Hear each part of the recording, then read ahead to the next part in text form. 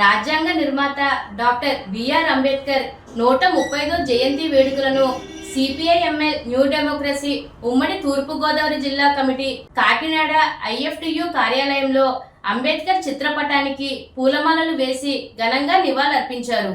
ఈ సందర్భంగా ఆ పార్టీ ఉమ్మడి తూర్పుగోదావరి జిల్లా కమిటీ కార్యదర్శి జె వెంకటేశ్వర్లు మాట్లాడుతూ భారత రాజ్యాంగానికి పాలకవర్గ పార్టీలు తూట్లు పొడుస్తున్నాయని, భారత రాజ్యాంగాన్ని పటిష్టంగా అమలు చేయడంలో పాలకవర్గ పార్టీలన్నీ విఫలమయ్యాయని విమర్శించారు. భారత రాజ్యాంగాన్ని పటిష్టంగా అమలు చేయడమే ఆయనకి మనం ఇచ్చే నిజమైన నివాళులని వెంకటేశ్వర్లు అన్నారు. ఈ కార్యక్రమంలో పార్టీ నాయకులు కె నరసింహ, రాఘవ, సత్యబాబు, వీరబాబు, శ్రీను, తాతారావు, బంగారాజు, సాయికృష్ణ, శివ, ఆదివిష్ణు తదితరులు పాల్గొన్నారు.